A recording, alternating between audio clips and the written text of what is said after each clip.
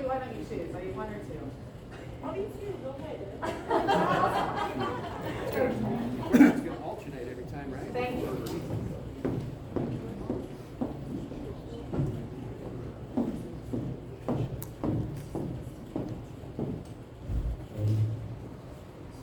All right.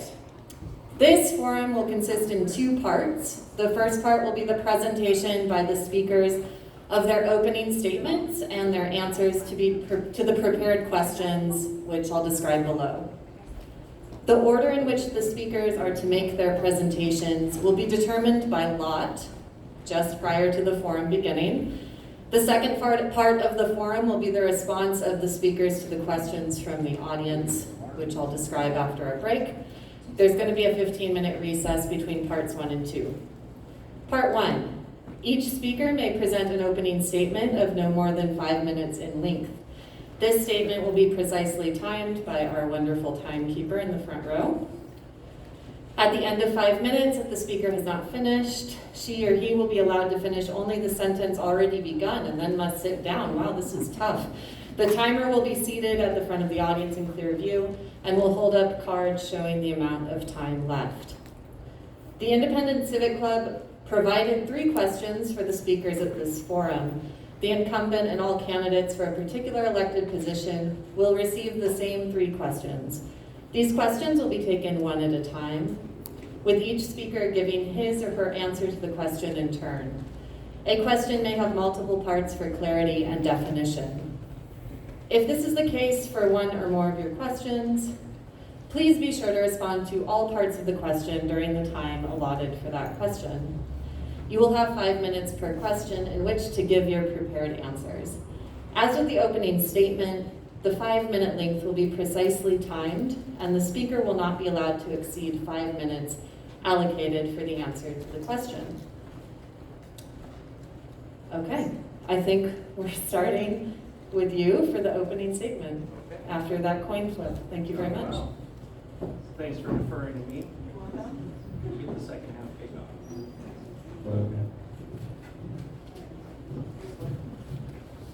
Can everybody hear me okay? Use the mic. Oh, there's a mic. Use the mic? Yes. Use the mic. Oh, okay. Thank you. Can you hear me better now? Yes. Okay. It's far away so I can read it. I don't need my glasses. Good evening. My name is Pritchard, and I'm your Inyo County Sheriff. I would like to thank all of you for attending tonight's event, and I want to thank the Independence Civic Club for organizing this event. I have dedicated my entire career to the Inyo County Sheriff's Office. I've dedicated, hold on. I practiced this earlier and went really well. I've served the citizens of Inyo County for over 23 years. During this time, I promoted through 3 separate administrations, achieving the ranks of correctional officer, deputy sheriff, which I graduated #1 in my academy class, corporal, sergeant, lieutenant, undersheriff, and now sheriff. In addition to that, I served 10 years on our SCD team, which is our multi-agency SWAT team. Every rank has provided me with the internal knowledge and skills necessary to run this agency.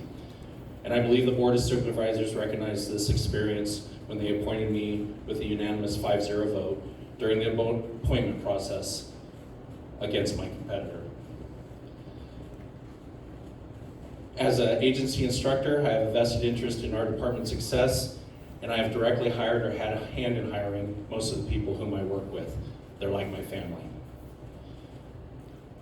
I understand the hiring process, and I also understand the firing process, never being afraid to hold people accountable.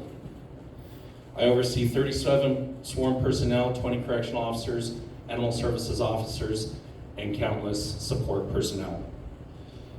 I'm responsible for the jail, patrol, court services, civil process, and search and rescue. Since taking office, I've made sweeping changes, implementing new patrol schedules, providing additional deputies out on the streets with better supervision, as well as proactively hiring new personnel and restructuring our agency to put more deputies in our communities. In addition to new deputies, I recently doubled our canine program, acquiring an additional dog to combat crime and drugs in our county.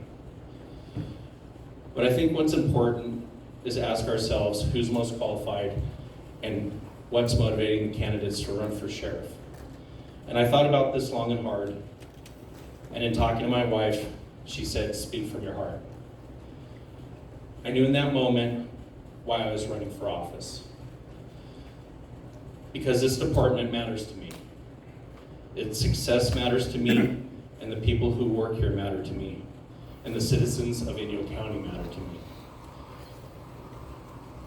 And serving as your sheriff gives me an opportunity to give back to the people who gave so much to me.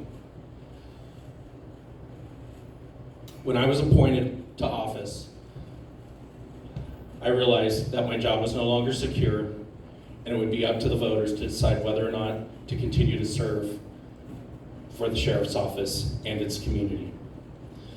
I knew that if I was not elected, I would effectively be retired and no longer serve the people. But the success of the sheriff's office and protecting this community and giving back was so important that that was a risk I was willing to take. And at the end of the day, actually, because when the sheriff's office is successful and the men and women of our office are successful, our communities are a safer place. And at the end of the day, what matters to the people when electing a sheriff is who cares about protecting the community and ultimately keeping them safe. I know that I am the most qualified candidate, and your safety and the safety of your families will always be my priority. Thank you.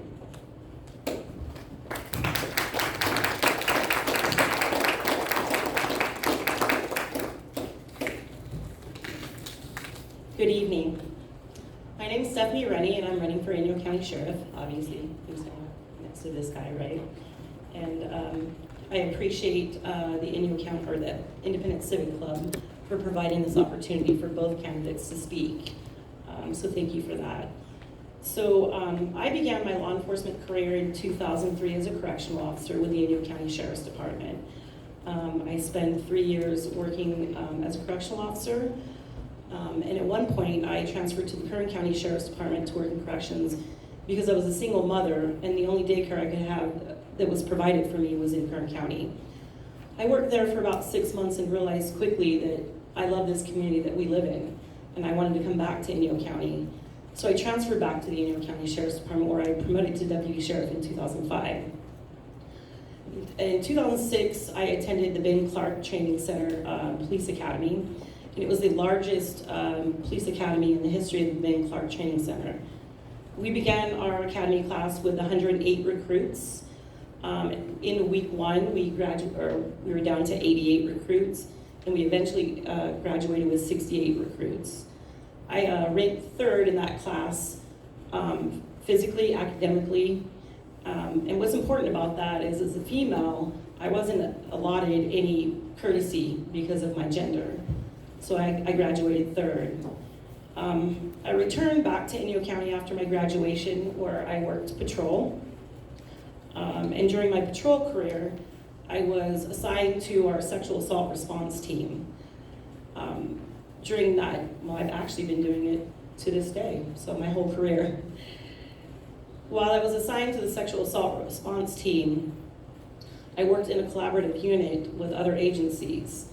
That taught me a valuable lesson because it's very important in this small community that we all work together and share resources.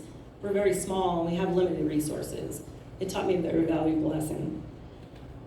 So I worked patrol, and in 2010, I decided to transfer to the Inyo County District Attorney Office as a criminal investigator. And the reason I chose to do that was, in order to be a better police officer, I needed to know the judicial system as a whole. The experience I gained working in the DA's office has been invaluable. In 2016, I promoted to chief investigator, where I manage a unit. I provide budgetary assistance with our Moses right there, my clerk. And I provide invaluable training to other law enforcement officers and agencies I want to see everybody succeed, and that is why I'm running for Inyo County Sheriff. My love for this community and my passion for law enforcement is really important to me. And I want to see everybody succeed in law enforcement. I want to bring our community together. So that's another reason I'm running for Inyo County Sheriff. Recently, we've had a negative stigma around law enforcement, and I want to show this county that we're not like that in Inyo County. I want to be fair, I want to be firm. I want to provide safety to our streets, education to our children. I want to bring our youth into law enforcement. I want community involvement. So this is why I'm running for Inyo County Sheriff. I love our community, I love law enforcement, I want to bring those two facets together. Thank you.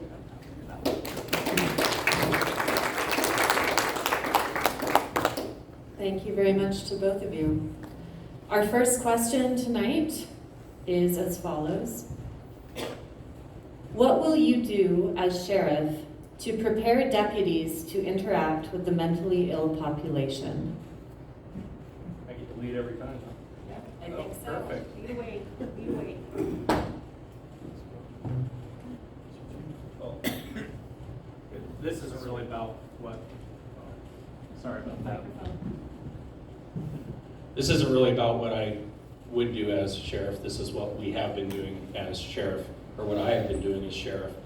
Our personnel get training in mental health disorders and dealing with crises involving the mentally ill, and it's become more prevalent with all the synthetic drugs that are out there in our communities, people going into these psychoses because of drug use, and they're not able to snap out of it. And it's increased over the years. Long gone are the days of our drunk tanks being filled with just people drunk on alcohol.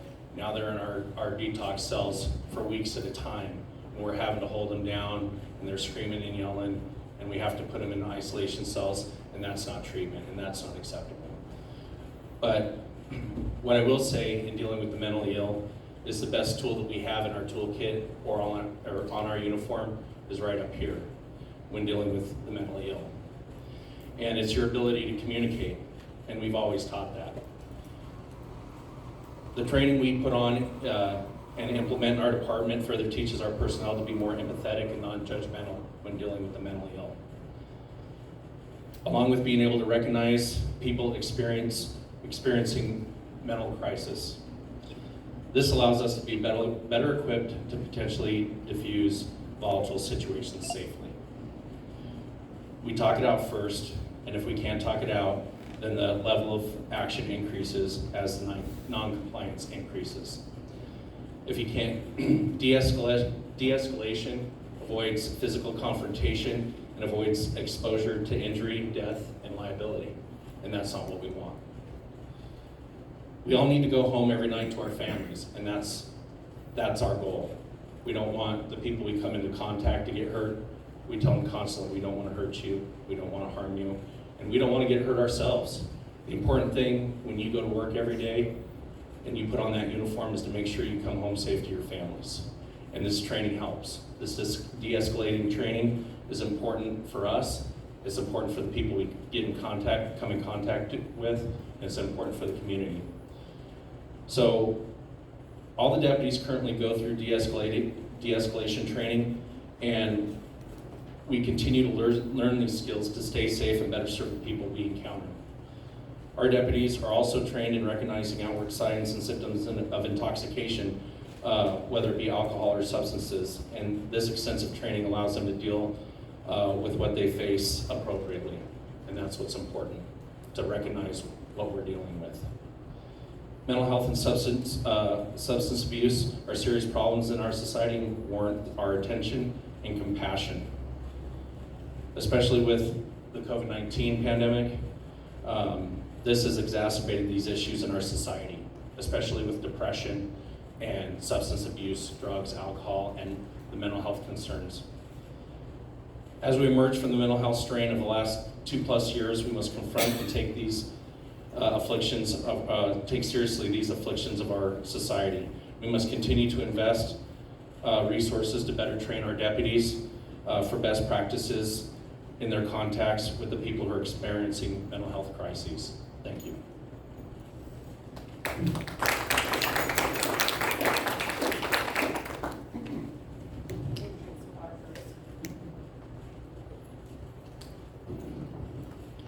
So in October of 2015, California Governor Jerry Brown signed into law Senate Bill 11 and Senate Bill 29, which mandates peace officer to obtain mental health education and improve officers' response to persons suffering with a mental health crisis. This is a continuous training that posts California Peace Officer Standing and Training in states that we do every 2 years as part of our perishable skills training. This particular training provides peace officers with a better understanding on how to handle such circumstances to resolve a crisis situation in a safe and productive manner. Additionally, law enforcement agencies need to work collaboratively with partner agencies, such as mental health and medical providers, to provide a continuum of care to those experiencing mental health illness. Globally, police officers are creating beneficial partnerships called crisis intervention teams. These multidisciplinary units offer a rapid response to a person in distress to better assess the situation and serve those needs, ensuring the proper treatment and resources are provided to those individuals. The focus of this team is to combine efforts to provide an effective services to individuals in adverse situations and have proven to be successful in recovery and rehabilitation. Unfortunately, in our small area, we have limited resources, so this could not be a full-time project. However, by working with mental health, with Health and Human Services, we can come up with a solution to have a fast-acting team in a situation to solve the problem. My plan is to work collaboratively with Health and Human Services to establish a local crisis intervention team to better serve the needs of our community. Substance abuse is also a problem, which creates a lot of our mental health issues, but it also mimics a mental health issue. So we need to be aware of that and treat those individuals the same. Along with that, we also need to make our deputies and patrol staff aware of their own mental health needs. This is important because we as law enforcement go out and we solve the world's issues and we try to shield and protect the public from things they don't want to see. But at the end of the day, who takes care of us? That's the question. Historically, it's been in this county that we ignore those issues, and the law enforcement officers that come to us for help are shunned and they're stigmatized. I know this personally because my husband right there, Steve Rennie, was a sheriff's deputy, and he suffered a mental health issue. And we worked through it, but we asked for help, we didn't get help, and it ended up being very detrimental to our family. But after years of counseling services and working together, we finally fixed it, and we're doing strong. So it's important to me to take care of those that take care of those in need. Thank you.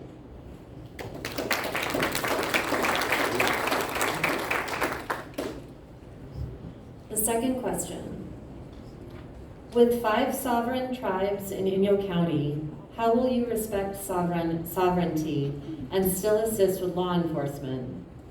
What will you do to strengthen the relationship between the tribes and the sheriff's office?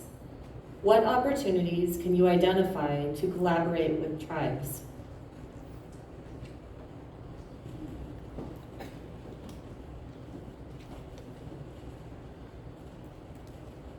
So, as sheriff, since taking office back in December, our community engagement with all communities, tribal and every other community within this county, our outreach has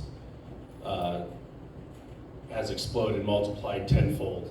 It's apparent in our social media, all the events we're attending, and it's important to me, since I took office, to engage in all communities in Inyo County. I've always respected tribal sovereignty.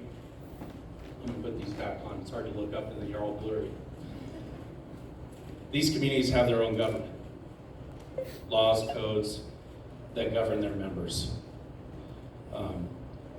Our role as the Sheriff's Office is to provide law enforcement services when criminal matters arise within the reservation boundaries. This is due to the transfer of federal law enforcement responsibilities to local law enforcement.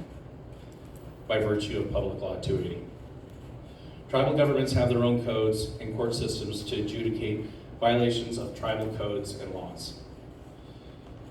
We do not have jurisdiction when it comes to tribal matters. We must always respect their sovereignty. Our offices work closely with the tribe, providing bailiff services to tribal court, liaison officers to be part of tribal meetings in order to be aware of issues and concerns. I myself regularly attend tribal council meetings to stay connected to the community. Our office has also strengthened our relationship by participating in every opportunity to collaborate in events, such as Earth Day, the recent Career Day at the Barlow Gym organized by Tayabi, and most recently, the Walk for Life and the celebration of California Indian Day, where I was able to participate in judging the floats for the parade, which was really cool. They had a lot of great entries, and it was fun. My staff and I were honored to be invited to participate in all of those events. The tribal communities are taking notice of what we've done since I've taken office. I've had an opportunity to speak with many tribal members while at these events, and I am proudest of our department when speaking to a tribal member while attending the Walk for Life. He told me how great it was to see us all out there participating and said, it feels like a different agency now. To me, that reinforces that we are one community together and we are all connected. Thank you.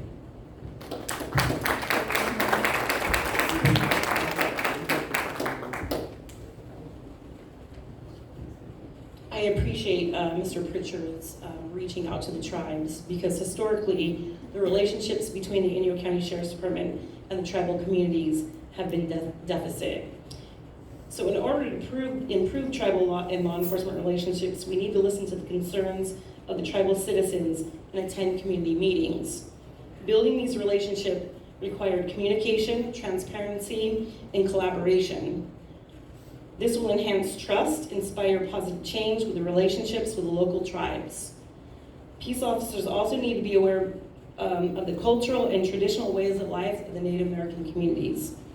By understanding Public Law 280 and recognizing the tribe's need for sovereignty, this will assist in this mission and aid the local tribes in achieving self-governing independence. Also discussing Native American inmate population with tribal community members and allowing their input on the in-custody programs that will be provided to them, I believe are in order to better rehabilitate and reduce recidivism with the Native American culture.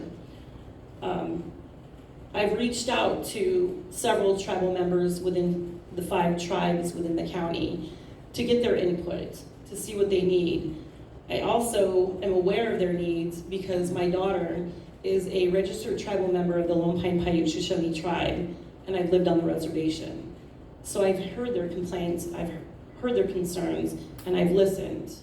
Most recently, I attended California Indian Day and did their Walk for Life, but I also attended the Bishop Paiute Tribe's powwow all 3 days. And during that 3 days, I got to see and interact with the Native American community. I also volunteered my time for tribal chairwoman Meryl Pritchard and worked a tribal booth throughout that powwow. This shows them that we trust them, we're ready to listen, and we want to make better relationships. And I think we need to continue doing that. So I am very thankful that you're reaching out to them, and I think that we need to do that.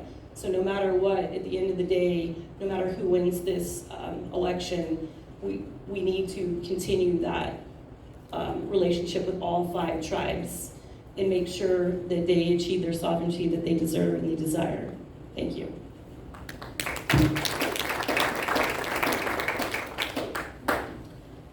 Question 3.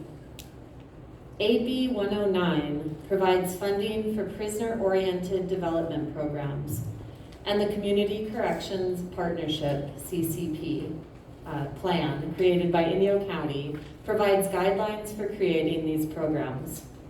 How will you implement meaningful programs in the jail? What programs do you see as a priority?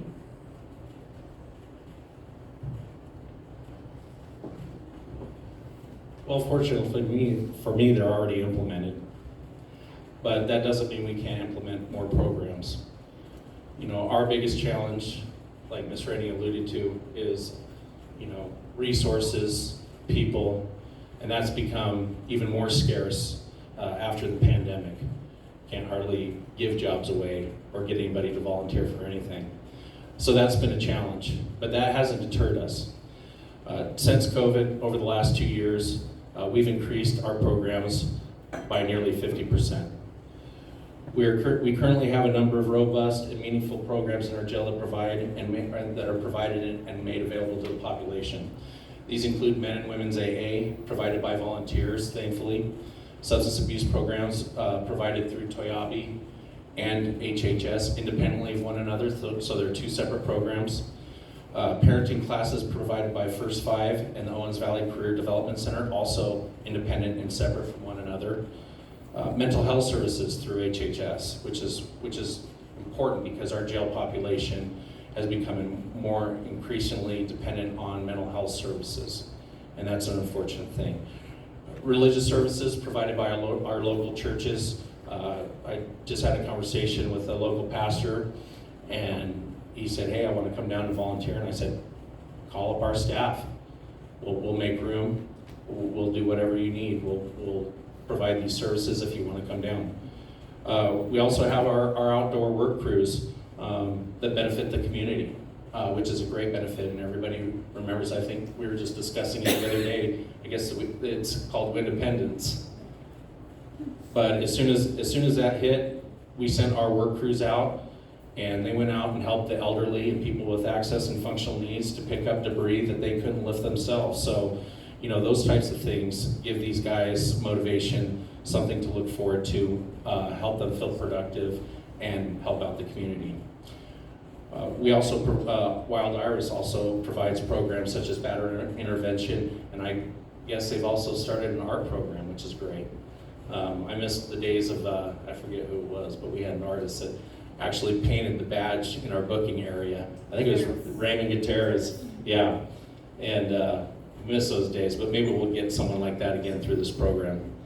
So our staff is constantly collaborating with the county and our community members when it comes to programs.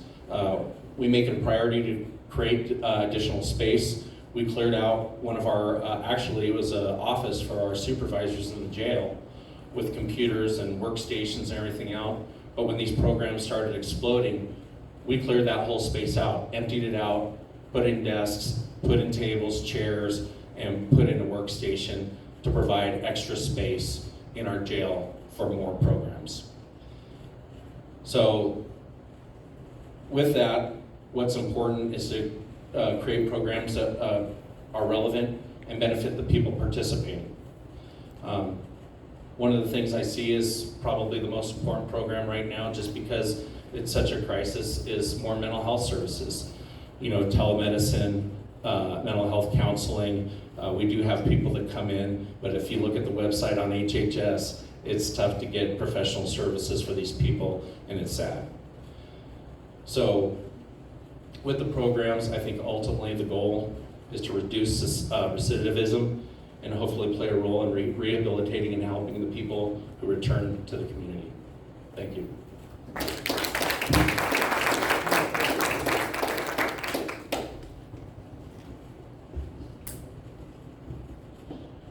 Currently, under Community Corrections Partnership, or CCP as I'll refer to it the rest of the conversation here, there are several courses that have been implemented at the Inyo County Jail. These programs include substance abuse through Toyabe Wellness and Recovery, and Inyo County HHS, Alcoholics Anonymous, Narcotics Anonymous, mental health services, parenting classes, prevention and reentry services. I will continue to administer these particular programs. And I will also work collaboratively with Inyo County HHS to implement family reunification courses, to aid inmates in providing a safe and stable home for their children, allowing them to thrive once they're released from custody. The most important program I see as a priority, which are currently underutilized, are GED, vocational and technical programs. These programs will assist inmates in gainful employment after post-release. Studies have shown that inmates who participate in educational programs while incarcerated are 30% less likely to recidivate. A reduction in recidivism saves taxpayer dollars. Inmates that participate in jail programs such as substance abuse, mental health, parenting prevention, reentry, domestic violence, and the programs I mentioned above earlier, develop a healthier self-esteem and coping skills, leaving them with to make better life choices. In July of this year, the Inyo County grand jury released a report addressing concerns stemming from the Inyo County Jail. The grand jury wrote, quote, "There are currently no GED classes or occupational training available to inmates. Correctional staff believe that without education, mental health services, occupational training, and placement help, the jail will continue to function as a revolving door," end quote. I'm gonna put my glasses on now because I can't see. So recently I did a public records request. Now I got a smudge on my glasses.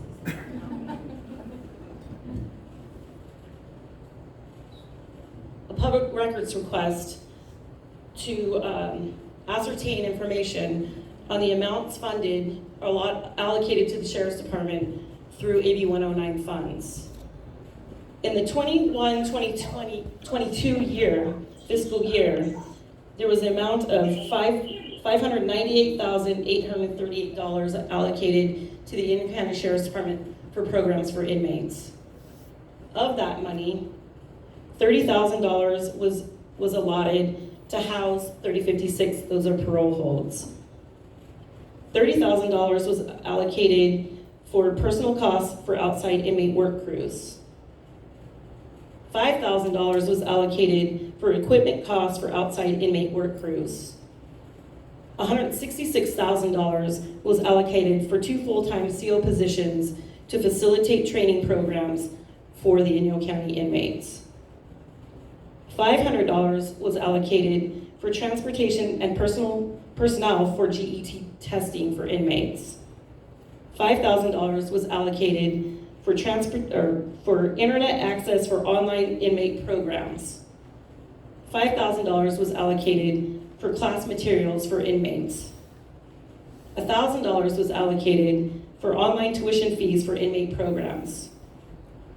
$10,000 was allocated for virtual inmate meeting rooms at the ICJ, that's the Inyo County Jail. $2,000 was allocated for a riding lawnmower for work crews. $79,500 was allocated for radio subscriptions for the county.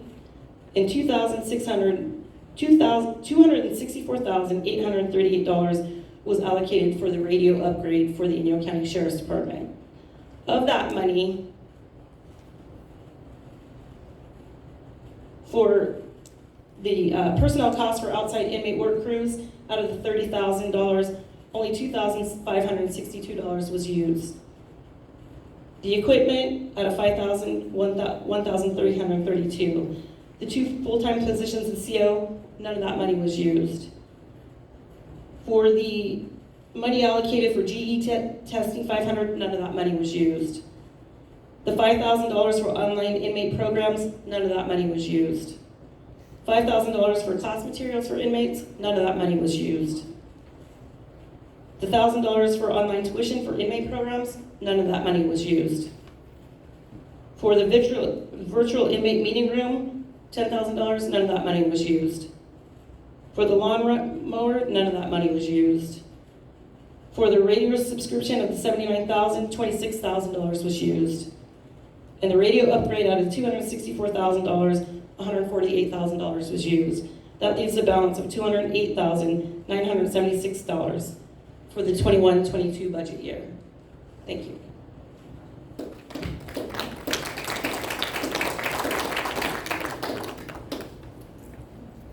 Thank you both very much for your answers. We're going to be taking a break. Before we take a break, let me read what happens in part 2 so you all can prepare questions for our candidates. During the break, audience members who wish to ask questions of the speakers may write their questions on a 3x5 card provided by the Civic Club. Mary Roper is your card person. And turn the card into the moderator. Is that true? Doesn't it go somewhere else first? It can go. Okay, card comes from Mary Roper to you. You take the card back to Mary Roper, then she'll give it to the moderator. Forum officials will select cards by speakers in turn. Questions from the audience may be directed to one speaker or asked of all speakers for a single elected position. If the question is directed to one speaker, that speaker will be the first to answer. But all speakers for that elected position may also respond to the question. It is expected that answers to audience questions will be kept short and to the point. 1 or 2 minutes will be sufficient for the purpose of this forum. Any speaker perceived as making a speech will be asked to sit down. My goodness. The audience will be reminded that they may ask only one short question and that the question must be answerable, issue-oriented, and not personal. We look forward to your participation and cooperation in making this an orderly and informative meeting for all concerned. And why don't we, when we have a question addressed to both of you, why don't we start with you this time, since at the beginning we're starting with him. Okay, wonderful. And I just wanted to alert everyone to, again, refreshments. Candidates, go get some refreshment. And also, I was delinquent in not thanking Jennifer Duncan, who is our timer, and that is a tough job because you have to listen to what the candidates say and you have to watch your cell phone. So thank you so much, Jennifer. And Jenna can hand out cards too if anyone needs cards and doesn't want to go over to the bar, and we can deliver cards to you. Thank you.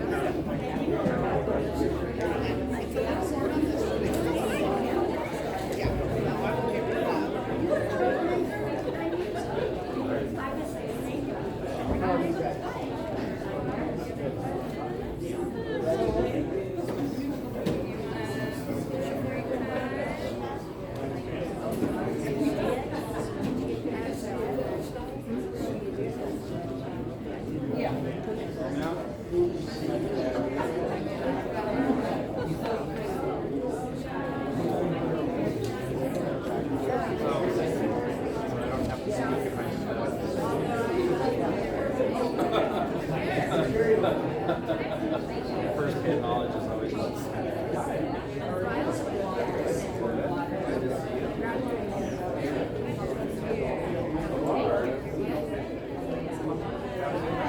This is all the entertainment.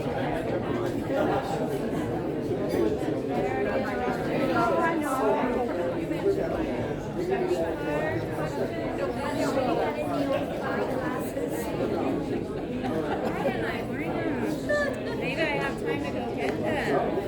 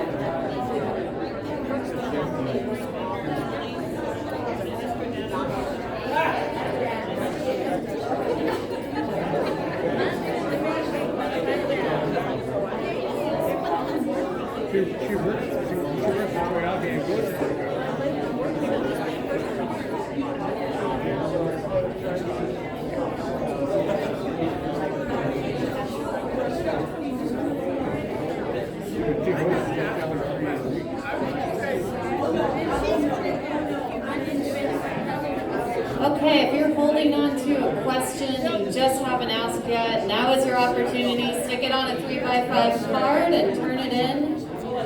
It's your chance to ask the questions of your elected officials you've always wanted to ask, as long as they're not personal and are answerable and issue-oriented. Or you get stuck in a corner. Okay, I don't know if that's true, but please turn in your questions and we'll get started as soon as they've put them in order.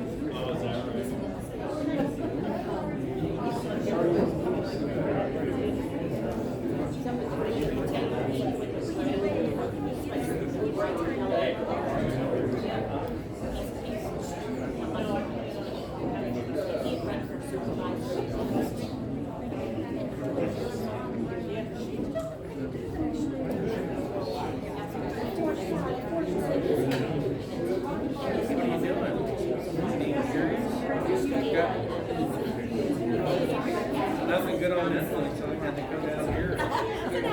Hang out, huh?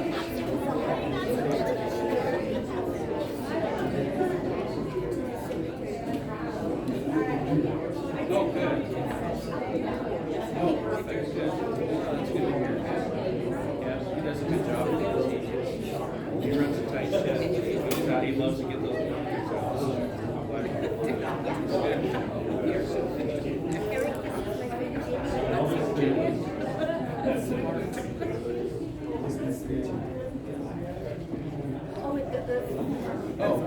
Oh yeah, okay, all right. Good to see you again. It's been a while. Yeah, that was a nice ceremony. That was really nice. Yeah. Hi, how are you? We've met before. That's right. That's right. And who's this? No. I'm anonymous, yeah. Can I be anonymous too? Yeah? It might not help my cause, I agree. Yeah. It doesn't serve me well. Yeah. I don't think you can run for office when you're anonymous.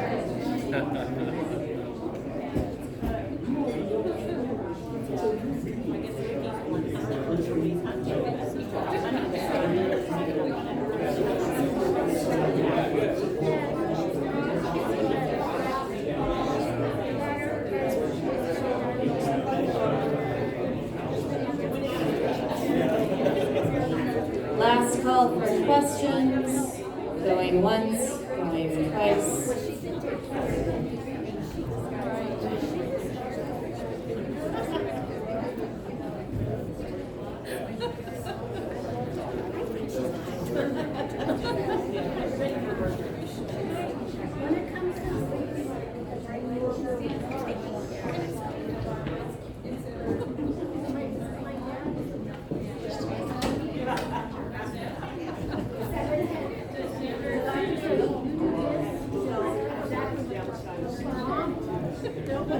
I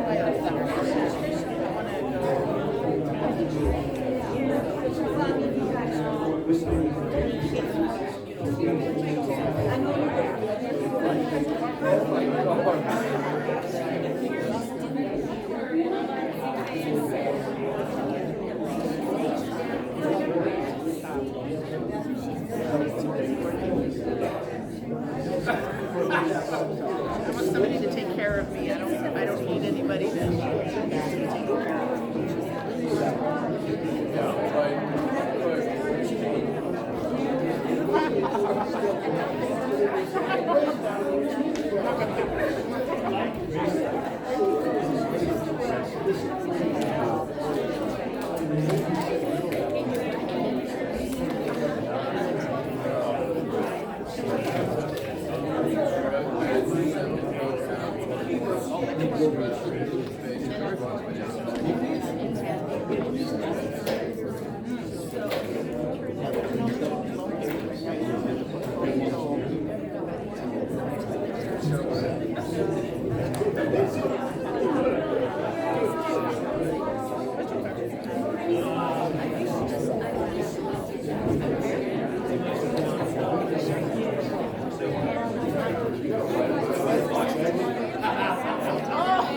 All right, folks, let's get started.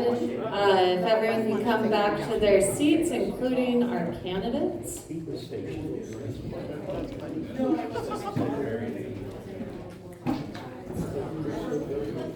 Thank you. Where's our other candidate? Oh, Dawn, let her go. All right, thank you very much. All right, part 2 is your questions. Thank you so much for submitting these. I really appreciate it. Just a reminder, I will, if it's a question for both speakers, we're going to be starting with Ms. Rennie. And if it's a question for one speaker, the other person will also have the opportunity to answer the question. Are we good to go? Okay, perfect. I'm the boss. I think my mom is the boss, actually. All right. This is directed to Eric. Please offer rebuttal to Stephanie's answer to the last question regarding spending money on inmate issues. I think that would be the CCP. Oh, okay. Well, I think the point that was trying to be made that we have funding through the CCP, which I'm a part of the executive committee, and there is funding allocated to the AB 109 fund, to the CCP, and the group as a whole votes on where the money's allocated, what is to be spent on, and a lot of that money, typically in budgets, are placeholders. And it's not necessarily that you're gonna spend the money, but you need money there to have it available. So, to her point, there was a lot of money left over, that is true. And there was a lot of money left unspent in a lot of budgets because of COVID. Travel and training, no problem. We used to blow through that budget. We didn't even use it. And as far as the correctional officers go, in this year's budget, the 2022-23 budget, we actually eliminated the funding for those 2 positions, because I can't even hire the people to man my jail. We're down a few positions, and you can't provide those services if you don't have the people to fill the space. And to that point, with the education, I've talked to my staff, and we are in talks with the school district, and we just can't find educators to come in and do these programs. So you can't bring in people that you don't have. And that's the biggest challenge. So ultimately, the money was there. It's voted on by not only myself, but other stakeholders with the CCP, the chief of probation, judges, the DA's office, of course. And we ultimately decide collaboratively where we allocate that money, and each department requests certain allocations to certain functions. So that really kind of answers that question as to why there is money left unspent. And to me, that's a good thing. It's better than spending more money, I guess, going over budget, but you can't spend it on people you don't have. But we are working diligently on the GED programs to try to get people back in there. A lot of that funding is for internet education. We actually implemented tablets in our jails that have educational programs uploaded onto them. And we're also working with all of our stakeholders to get online educational and mathematics, all that stuff on those tablets to try to offset not having the people to come into our facility. Thank you. Stephanie, would you like to respond? Just quickly, so I agree with Mr. Pritchard's assessment of not finding resources to come in and educate the inmates on the programs that are allotted for with the CCP money under AB 109. However, some of these monies are internet-based programs. So he just stated that they were given iPads to provide them services and programs. And also, I believe on here, there was internet access for $5,000 for the internet access. So I guess I'm not quite certain why we're not implementing online programs for the inmates to complete under AB 109. These funds are allocated for inmates that fall under what we call 11-0H. And those 11-7H, thank you for correcting me. And those inmates would typically go to prison, but they're spending their prison time here in the county jails.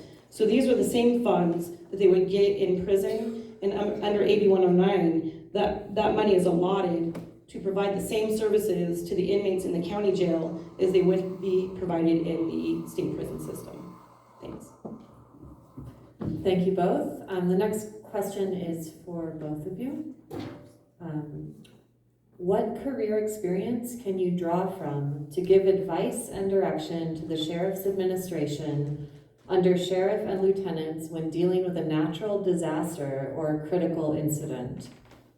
And I can read these more than once if you would like. Okay, one more time. What career experience can you draw from to give advice and direction to the Sheriff's Administration, under Sheriff and Lieutenants, when dealing with a natural disaster or critical incident?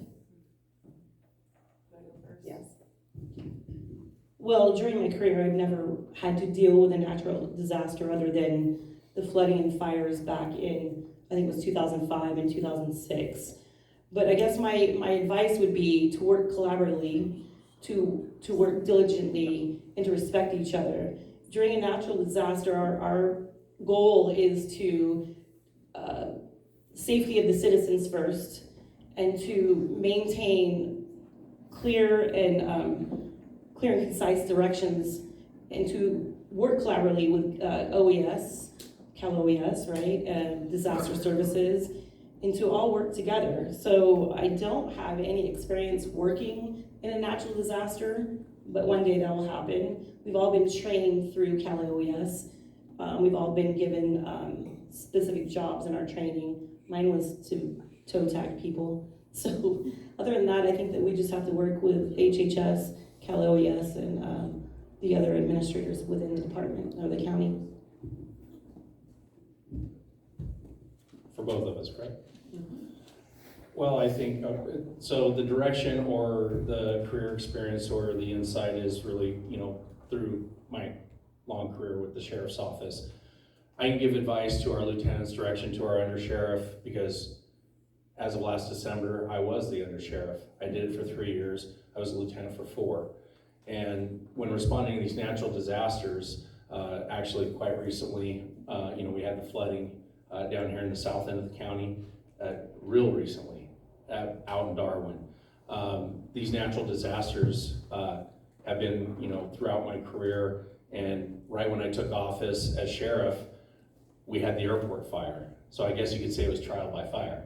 So, but what we did was you have the lead agency, we basically implement, determine an IC, and then we go into a joint operation or a unified command. So CAL FIRE takes the lead on something like that, a natural disaster like that. But when you have people looking for direction, you have to experience it. You have to know what they're asking for, what direction they're asking for. I could do that for my lieutenants, for my undersheriff, and even for the sergeants and the field staff, because I've been the guy clearing the houses and evacuating people in Lone Pine Big Pine years ago when we had the big fire down there. So I've been at every level, every rank, and I've been given direction from sergeants as a corporal, from lieutenants as a sergeant, from the undersheriff as a lieutenant, and now as sheriff. I can give them my knowledge and share that with them when we're dealing with natural disasters and critical incidents. Thank you. Thank you both. The next question is also for both of you. Okay. What about animal control? Why is there no officer present in the South County Death Valley?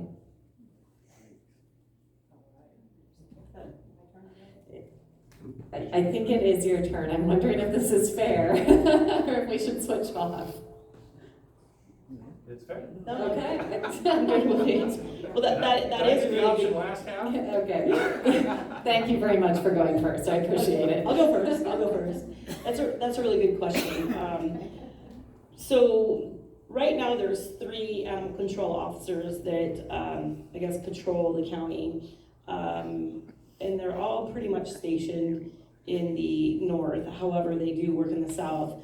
I'm not quite sure, to tell you the truth, why there isn't one in the Death Valley, Shoshone area stationed there, other than it maybe lack of funding, lack of personnel. So this is a really good question for Mr. Pritchard to answer, because he should know the answer to it, but I can look into it. So. Well, years ago, we did have an animal control officer assigned to the south end of the county by virtue of where she lived. She lived in Lone Pine, and that made it easy. That made it easy for us. A lot of times, where they're living makes it easy for us to determine where they patrol. Right now, all of our animal control officers live in the north end of the county, and their duty station where they report to is at the animal shelter in Big Pine. So typically, yes, you'll probably see them more in the north end of the county than the south, absolutely. They don't have that, unfortunately, I hate to say it, but they don't have that vested interest maybe in the south end of the county, but they are assigned to go down there and respond to calls when called upon by the citizens of either Lone Pine, Olancha, Independence, wherever it is. So they're county-wide. Their patches say Inyo County Animal Control, not Bishop or Big Pine Animal Control. So, as far as what they do on a daily basis, I have a support services lieutenant who manages that schedule. We have an animal control supervisor who determines what they do on any given day. So I don't keep my thumb on everybody within our department and see what they're doing every day. I don't micromanage. I trust in my management. I trust in my supervisors as to what direction they're giving people. But as far as that question and saying there's no animal control, yeah, they're definitely not stationed in the south because by virtue of where they're living, their proximity. But they do answer calls for service when called upon. Thank you. Thank you both. This one's also for both of you. Please tell us about your experience managing personnel and budgets, including how many people you are directly responsible for, and the size and scope of the budget you oversee. I have that written down, so give me a second. Do you want to go first while I look? No. That coin flip. Coin flip. Right. Okay, so currently I manage the staff. There's 3 of us. I also manage our victim witness advocates. I know it's much smaller than the employees with the Inyo County Sheriff's Department. And the budget with the Inyo County Sheriff's Department, the 2021-22 budget, it was $12,647,000. My budget is substantially smaller, of $1,873,000. And although this is substantially smaller, it's basically the same theory, right? We have the same bills, maybe not as much personnel outgoing, and not as large bills, right? So I do have experience with budget and personnel management.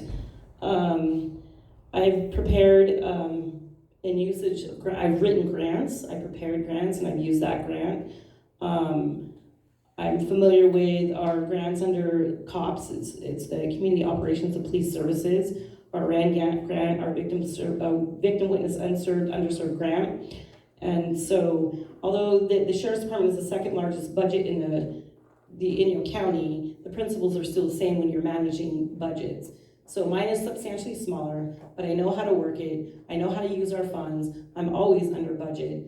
So it's just the same principle, just on a larger scale. I wish I had your staffing numbers.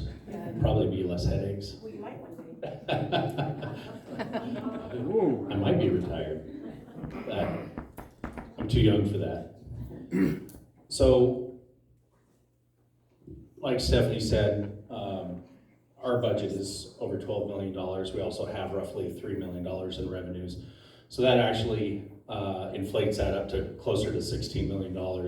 So it's the second largest budget in the county behind HHS. You know, they get federal funding, state funding, so they get a lot of incoming revenues that the sheriff's office doesn't get. So yes, we're responsible for the second largest budget in the county. And of those revenues, or of that budget, about 70%, or actually over 70%, is solely dedicated to personnel. So it's a huge cost for us. And a lot of those costs are also, the rest of that funding is for equipment, training, and all the needs of the department outside of funding salaries. So, you know, public safety is very expensive, and it requires a large budget. And managing that, we have the jail safety budget, we have the jail general budget, we have sheriff's general, and we also have the sheriff's safety budget. So we have 4 large budgets, all with their different funding streams and different funding levels, and we have to manage all of those.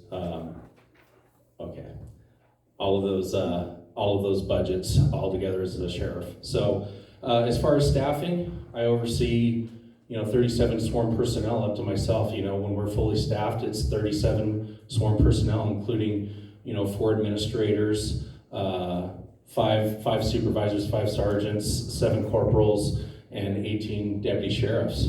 And like I said in my introduction, animal control officers, SAR volunteers, and numerous support personnel, which our staffing levels are right around 80 people. So that's my responsibility. The scope of my responsibility in my department is upwards of 80 personnel, and that's what I manage every day. Thank you. Thank you both. Another question. I think we can just plan on questions for both of you through the end. What is your position on concealed carry weapons? So I'm all about concealed carry. I'm a big supporter of the Second Amendment. So I believe that everybody that qualifies to carry a concealed weapon should be able to ascertain that and participate in that. There's obviously exceptions to this, to my thoughts. You have somebody that's a loose cannon with a history of domestic violence or other violent acts. then I'm not all for it. But I'm all for the whole entire county being able to carry concealed weapons. It's a safety thing. It deters crime. So I'm all for it.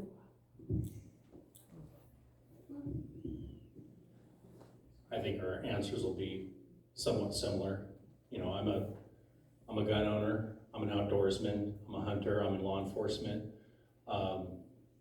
You know, what we see in the news today is a lot of gun violence, and you see a lot of, and then you see reports of someone, a good Samaritan, somebody with a CCW, stopping the bad guy with a firearm.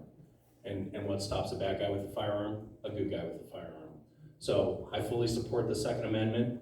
Our agency does hand out and process the CCWs. Just recently, there was a Supreme Court ruling that ruled that good cause was unconstitutional, didn't have to be included in the criteria when applying for a CCW permit. But that doesn't mean that the rest of the rules and laws don't apply when applying. You have to have some rules, some regulatory guidelines to keep people who absolutely shouldn't have guns from having guns. Violent felons, people with mental health issues, things like that. So our office, very seldom, we do lots of interviews, and you know, it's very seldom that we reject a CCW permit, and if we do, it's for good reason. Because you know, public safety is paramount, but I believe that everybody has a right to carry a firearm. It's our constitutional right, and we're fully for issuing our CCWs, and we'll continue to do so. Thank you for your answers. The next question. We know from recent events that violent school tragedies can occur anytime, anywhere. As sheriff, what can you do to keep children and educators safe in our schools? So currently one of my investigators is a use of force expert. He also trains school personnel and children in how to respond to an active shooter situation in our schools. Additionally, my plan is to utilize the tobacco grant to provide school resource officers throughout the county. Now, this couldn't be a full-time job with one school all the time, but it'd be rotating through the county.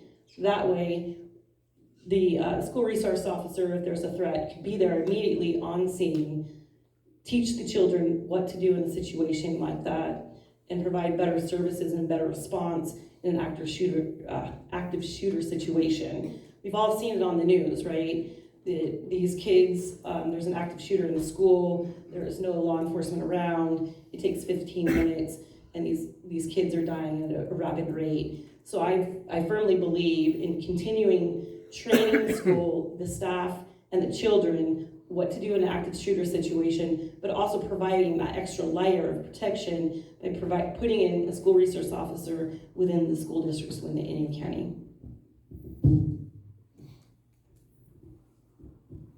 So currently, our officers, our deputies, when I go on shift in the morning, I frequently hear them coding off at the schools all throughout the county, doing area checks. I hear them at Lone Pine, I hear them in Big Pine, I hear them up at Palisades, I hear them all over doing area checks, Rovana. So they're going into the schools frequently, just randomly checking in, knowing that we're there, that we're available, and that we'll respond if anything happens. So I agree, you know, we have seen a lot of tragedies, especially recently in the schools. So in collaboration with their investigator, we also have active shooter trainers with our agency. And we just recently had a meeting with the school, Ms. Culker, and we sat down and had a meeting, and we organized between myself and the police chief, organized training for all the educators in the event of an active shooter. So, and they teach run, fight, flight. So all the staff is getting training in what to do for themselves and for the children in the event of an active shooter. Not only that, our agencies are talking, I've entered discussion with the police chief, And we're gonna get back into our just rapid response teams, because we're rural agencies and there's typically only 2 of us on, maybe 1 or 2 PD guys on, maybe a Fish and Wildlife, a couple CHP members. And we've always been taught in an active shooter situation, I guarantee you, my deputies will not hesitate to go into a school, because that's the way we're trained. We get a quick response team together and we run to the gunfire. We don't wait for anybody to show up. We don't wait for a SWAT team. We don't stage. We go into the school and we take action and we stop the threat. And that's how we're going to keep the schools safe. Thank you. Thank you both. What can be done with the abandoned juvenile center? There's a lot. Well, that's a broad subject. How much time do we have? You have 2 minutes. So I know 3 years ago, the CCP agreed to utilize the abandoned juvenile center to provide a space for programs for inmates of the Inyo County Jail. I'm assuming this didn't go through, or it wasn't followed through with because of the COVID, lack of resources. A lot of people worked at home. So in hopes that, well, now that we're out of the COVID and everybody's back to normal, I believe that we should still follow through with that plan that the CCP decided to instate 3 years ago, that will allow space for classes for the inmates, away from the jail setting. The jail setting is very small, so there's no space really in there to provide classes in there. So I would follow through with the original plan that the CCP instated 3 years ago.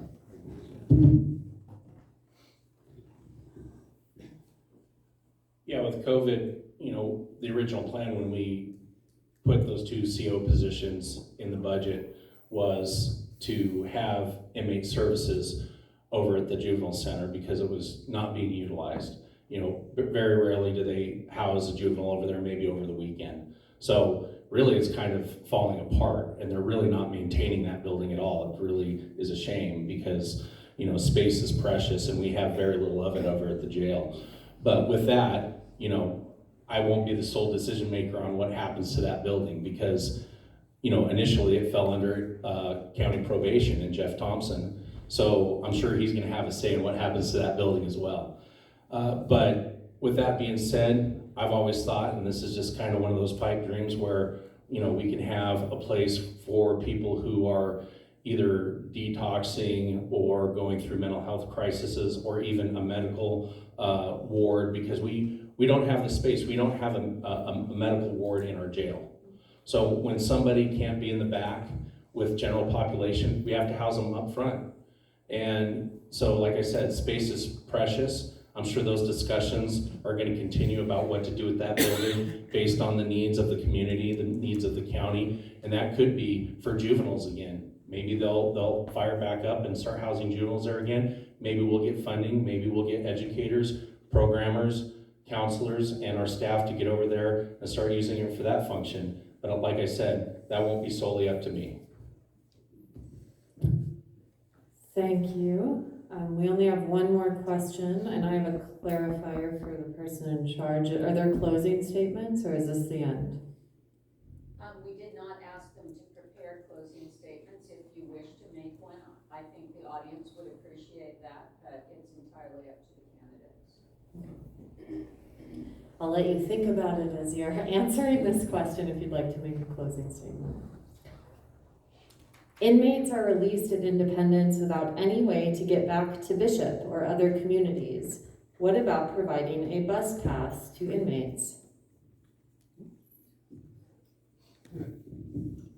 So when I was a correctional officer assigned to the jail, we actually did provide bus passes for the inmates out of the inmate welfare fund, in order to not have these individuals hanging around Independence or having to walk back to Bishop. So that was always an option for these inmates when they're released.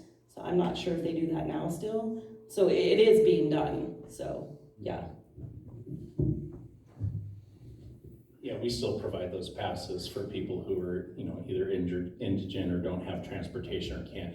So we do give them bus passes. We have them in our cash drawer and booking, and sometimes it's on request because we don't always inquire as to what their capabilities are when they're getting released. But sometimes they'll just voluntarily ask if they could get a bus ticket, and when they do, we have them available in our booking area.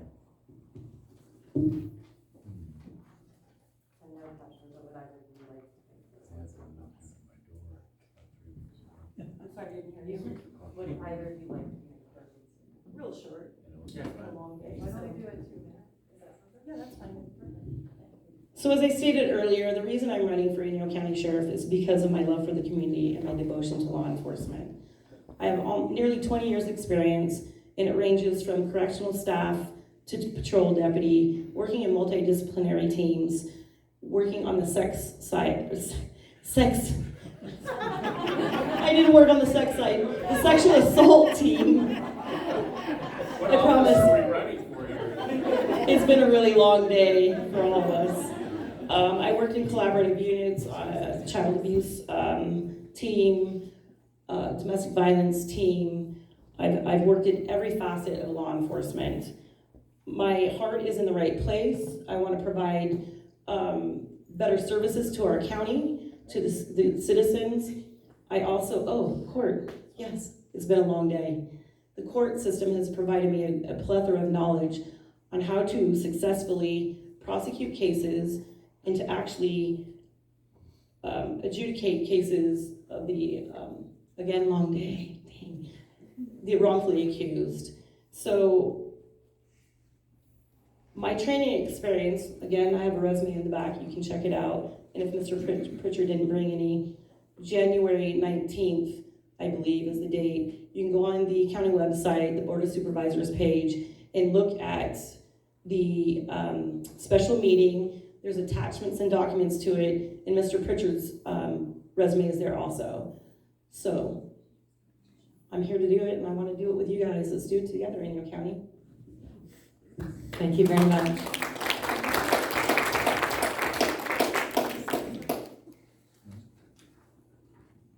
Well, I guess I could attach all my post certificates, but then I think that'd be too large of a file for our county network. So, in closing, like I said before, I've worked over 23 years with the Sheriff's Office, spent my entire career dedicated to the men and women of the Sheriff's Office and the men and women and the entire community of Inyo County. As Sheriff, I've taken it upon myself to improve the community outreach, not only with our tribal communities, but with all of you guys as a whole. I've been out there, the proof is in the pudding. I've been out on social media, our department's been on social media, we've been to events, we've been to the schools, doing exhibitions with the canine. The outreach has been just tenfold because we need to improve our community relations, and I want to be a part of that, and that's my mission as sheriff. Not only that, my mission is to provide better services and protect everybody. Everybody wants to be safe. Everybody wants to know that a deputy is going to show up in the door when they call for help. So we've just hired a new deputy. We've just got a new civilian position that I asked for in the new budget. Thank you. First position in almost 14 years, and it's replacing a deputy sheriff in our administrative office. And I didn't even wait to hire this person. I put that deputy sheriff out on the street immediately. So that's a +1 for you guys, and it's a +1 for us, because if we could better serve you guys, then that's the goal, and that's what I want to do as sheriff. So I'm committed to this agency. I love the men and women that I work with. I've hired most of them. I've hired them, and I've saved a lot of their careers because they're good people, and it's in their heart to serve everybody in Inyo County, and it's in my heart to serve you, and it's because of you why I'm here. Thank you. Thank you both for all of your answers tonight. I really appreciate it. And you didn't have to sit us down once. That's correct. I want to thank our candidates. Thank you so much for coming tonight. And this is really the heart of American democracy. I think I counted 42 people from all over our county here tonight, and we so appreciate it. and for your turnout today to tell us your positions. Thank you so much. Thank you.